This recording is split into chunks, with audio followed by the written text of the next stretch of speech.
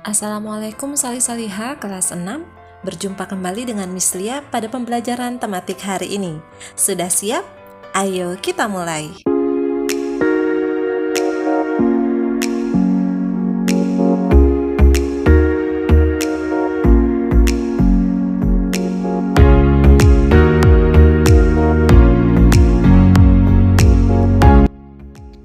Apakah kalian masih ingat pembelajaran yang kita bahas saat pertemuan di Zoom meeting? Materinya mengenai teks non-fiksi dan karakteristik negara ASEAN, di mana setelah kita menganalisa 10 negara ASEAN memiliki kondisi geografis dan sosial budaya yang beragam. Dari ASEAN, kita akan coba untuk memperkirakan informasi pada teks non-fiksi hanya dengan membaca judul pada teks saja. Contoh berikut teks dengan judul Kerjasama ASEAN. Apa saja isi teks yang dapat kita perkirakan? Teks bisa jadi berisi upaya ASEAN secara bersama meningkatkan bidang perekonomian.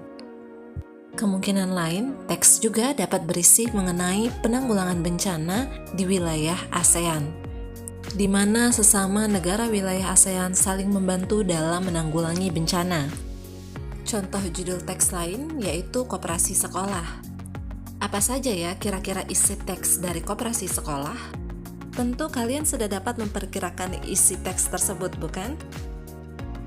Ya, isi teks bisa jadi membahas mengenai kewajiban anggota koperasi, hak yang diterima sebagai anggota koperasi, serta manfaat yang didapat sebagai anggota koperasi. Berikut tips yang dapat membantu kalian dalam memperkirakan isi teks non-fiksi. 1. Pahami dahulu judul teksnya.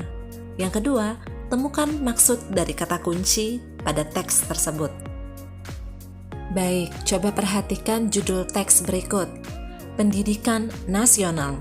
Kira-kira apa saja ya bahasan dari judul teks tersebut? Di sini terdapat 2 kata kunci, yaitu pendidikan dan nasional.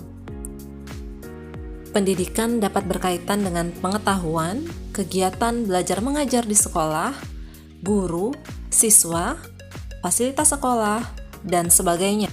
Sedangkan nasional biasanya berkaitan dengan kebangsaan atau sebuah negara. Lalu setelah kita menemukan maksud dari kata kunci, apa yang dapat kita perkirakan dari teks tersebut? Pertama, teks dapat berisi mengenai hak warga negara Indonesia dalam mendapatkan pendidikan. Yang kedua, teks bisa jadi membahas mengenai kewajiban negara dalam menyelenggarakan pendidikan di Indonesia.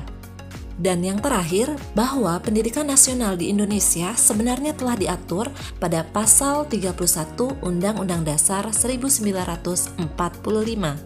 Maka 3 poin inilah yang dapat diperkirakan menjadi isi dari judul teks pendidikan nasional. Alhamdulillah, dari pembelajaran hari ini, Miss Lia harap kalian sudah mampu memperkirakan isi teks hanya dengan membaca judulnya saja. Dan kalian juga telah mengetahui bahwa pendidikan nasional di Indonesia telah diatur dalam pasal 31 Undang-Undang Dasar 1945. Baiklah, setelah menonton video ini, ayo segerakan untuk mengerjakan penugasan. Ingat, tidak ditunda-tunda. Nah, sampai di sini dulu pembelajaran hari ini. Sampai berjumpa lagi di video selanjutnya. Wassalamualaikum warahmatullahi wabarakatuh. Semangat!